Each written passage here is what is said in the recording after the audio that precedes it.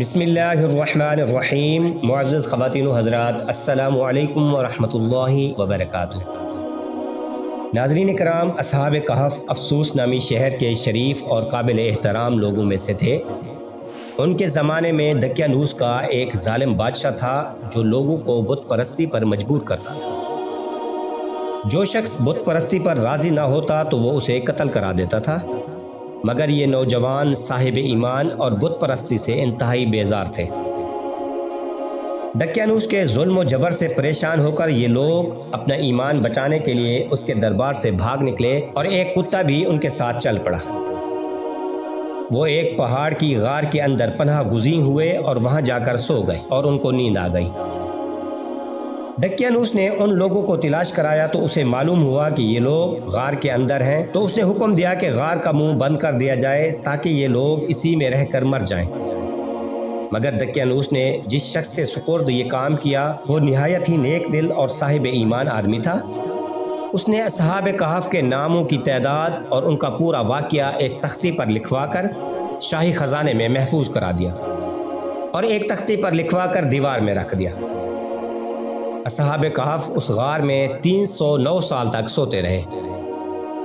ادھر کچھ دنوں کے بعد دقیانوس بادشاہ مر گیا، حکومتیں بدلتی رہیں، یہاں تک کہ ایک نیک دل اور عادل بادشاہ جس کا نام بیداروس تھا تخت نشین ہوا۔ اس کے دور میں مذہبی فرقہ بندی شروع ہو گئی۔ بعض لوگ مرنے کے بعد اٹھنے اور قیامت کا انکار کرنے لگے۔ قوم کا یہ حال دیکھ کر بادشاہ رنج و غم میں ڈوب گیا اور اللہ تبارک و تعالی کی بارگاہ میں دعا کرنے لگا، یا اللہ پاک کوئی ایسی نشانی ظاہر فرما دے تاکہ لوگ مرنے کے بعد زندہ ہو کر اٹھنے کا یقین ہو جائے۔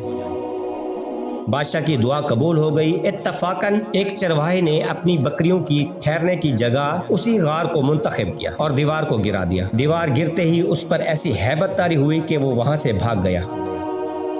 اصحاب کہف اللہ کے حکم سے بیدار ہو گئے۔ جب وہ بیدار ہوئے تو اس وقت انہوں نے سوچا ایک دن یا اس سے کچھ زیادہ سوئے ہیں۔ جب ان لوگوں کو بھوک لگی تو انہوں نے اپنے ایک ساتھی سے کہا، تم بازار جا کر کھانا لاؤ اور نہایت خاموشی سے یہ بھی معلوم کرو کہ دقیانوس ہمارے بارے میں کیا ارادہ رکھتا ہے۔ جب ان کا ایک ساتھی غار سے نکل کر بازار داخل ہوا تو اسے سب کچھ بدلا بدلا سا لگا۔ اسے کچھ سمجھ نہ آیا کہ آخر کیا ماجرا ہے۔ اس نوجوان نے جب ایک دکان پر جا کر سودا لیا اور اپنے سکے جو اس کے پاس تھے دکاندار کو دیے تو قدیم سکے دیکھ کر دکاندار حیران رہ گیا اور سمجھا کہ اس نوجوان کے ہاتھ کوئی خزانہ لگ گیا ہے۔ جب دکاندار نے پوچھ گچھ کی تو لوگ اکٹھے ہو گئے۔ یہ بات لمحوں میں پورے علاقے میں پھیل گئی۔ دکاندار نے اس نوجوان کو سپاہیوں کے حوالے کر دیا۔ سپاہیوں نے پوچھا تمہارے پاس خزانہ کہاں سے آیا ہے؟ تو نوجوان نے کہا یہ میرے پیسے ہیں۔ اس نوجوان نے پوچھا دقیانوس بادشاہ کا کیا حال ہے؟ سپاہی حیران ہو گئے۔ انہوں نے جواب دیا کہ اس نام کا تو کوئی بادشاہ نہیں، ہاں مگر سینکڑوں سال پہلے اس نام کا ایک بت پرست بادشاہ گزرا ہے۔ یہ بات سن کر نوجوان حیران و پریشان ہو گیا اور بتایا کہ ہم کل ہی اس کے ظلم سے جان بچا کر بھاگے تھے۔